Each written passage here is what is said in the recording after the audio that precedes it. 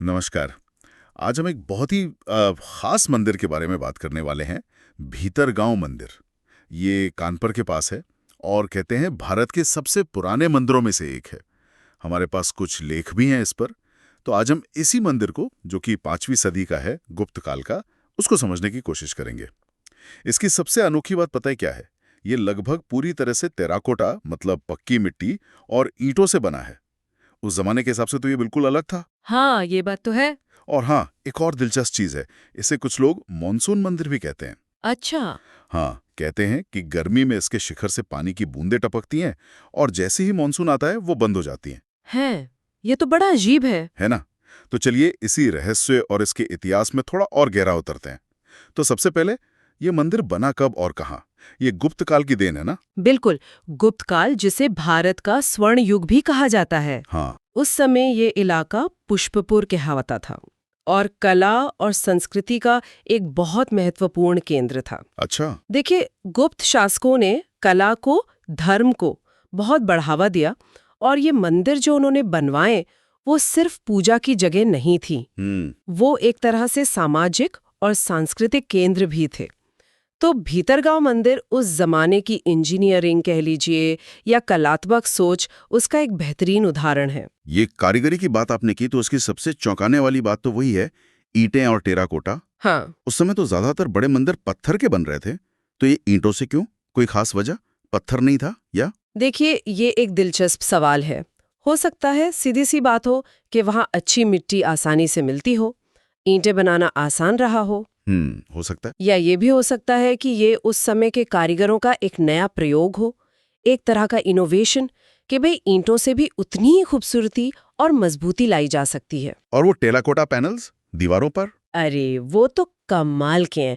उन पे शिव, विष्णु, दुर्गा और तो और रामायण के दृश्य, जैसे सीता हरण या फिर नर नारायण की तपस्या, ये सब उकेरा गया है। अच्छा। ये सिर्फ सजावट नहीं है, ये हमें उस समय की धार्मिक मान्यताएं, उनकी कहानियां और कला की बारीकियां दिखाते हैं। अगर आर्किटेक्चर की बात करें, इसकी शैली क्या है? कोई खास स्टाइल? हाँ, इसे आर्किटेक्चर के जानकार प्रारंभिक नागर शैली के मंदिरों में गिनते हैं। नागर शैली? जी, इसका वो शिखर करीब 68 फुट ऊंचा, पिरामिड जैसा, फिर वर्गाकार गर्भगृह और वो दरवाजा जो आधा गोल है। हाँ, मेहराब जैसा। बिल्कुल, जिसे हिंदू मेहराब कहते हैं। ये उस दौर के शुरुआती मेहराबों में से एक माना जाता है। अच्छा, ये भी एक खास बात है। और एक और चीज, इसमें खिड़कियां नहीं है, शायद अंदर एक शांत माहौल बनाने के लिए, ध्यान के लिए। अच्छा, अब वापस उस मानसून मंदिर वाली बात पर आते हैं। गर्मी में पानी टपकना और बरसात में बंद हो जाना, ये कैसे हो सकता है? ये तो बिल्कुल उल्टा लग रहा है। हाँ, सुनने में तो बिल्कुल उल्टा लगता है। देखिए, ये वहाँ की एक बहुत प्रचलित स्थानीय मान्यता है, लोगों का अनुभव है।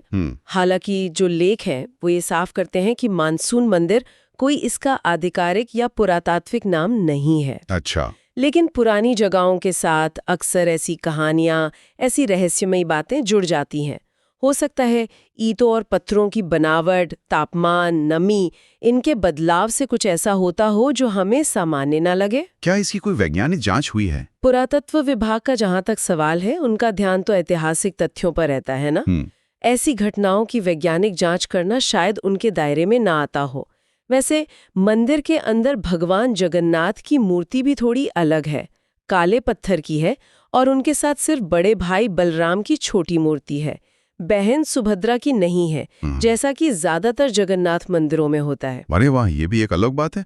तो ये मंदिर तो फिर खोसा गया था बीच में, इसे दोबारा खोजा किसने? जी, काफी समय तक तो ये उपेक्षित ही रहा। फिर 1877 में अलेक्जेंडर कनिंघम, जो ASI यानी भारतीय पुरातत्व सर्वेक्षण के पहले डायरेक्टर जनरल थे, उन्होंने इसे दुनिया के सामने रखा। अच्छा, कनिंघम ने? हाँ, और इसमें वहाँ के स्थानीय राजा शिव प्रताप का भी योगदान था।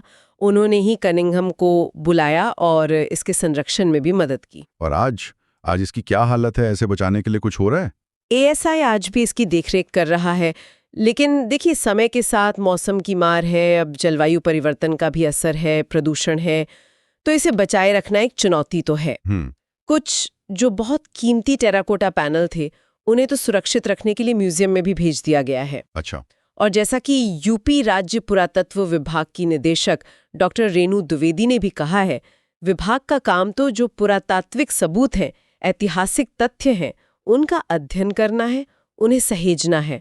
वो स्थानीय कहानियों या घटनाओं की पुष्टि करने पर फोकस नहीं करते। ये बात भी सही है।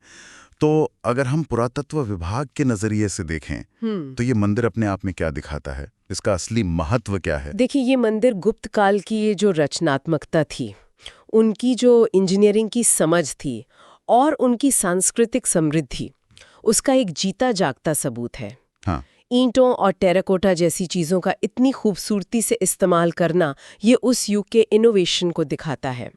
ये सिर्फ एक इमारत नहीं है, ये हमारी विरासत का एक बहुत अहम हिस्सा है और इसे भविष्य के लिए बचाना बहुत जरूरी है। बिल्कुल। तो आज हमने भीतरगांव मंदिर के कई पहलू देखे, वो गुप्तकालीन ईंट और टेराकोटा की अनोखी वास्तुकला, उसका ऐतिहासिक महत्व, वो मानसून मंदिर वाला थोड़ा रहस्यमयी पहलू और इसे बचाने के जो प्रयास चल रहे हैं। हाँ, बिल्कुल। और अंत में शायद एक सवाल सोचने के लिए छोड़ सकते हैं हम। हाँ, कि पुरातात्विक और ऐतिहासिक तथ्यों से परे भीतरगांव जैसी जगहों से जो स्थानीय मान्यताएं जुड़ी होती हैं, जैसे वो पानी टपकने वाली बात, वो वहां के समुदाय के लिए क्या मायने रखती हैं? ये पत्थर और ईंटों की इमारतें आखिर लोगों के जीवन में, उनकी यादों में किन अलग अलग अमूर्त तरीकों से जिंदा रहती हैं?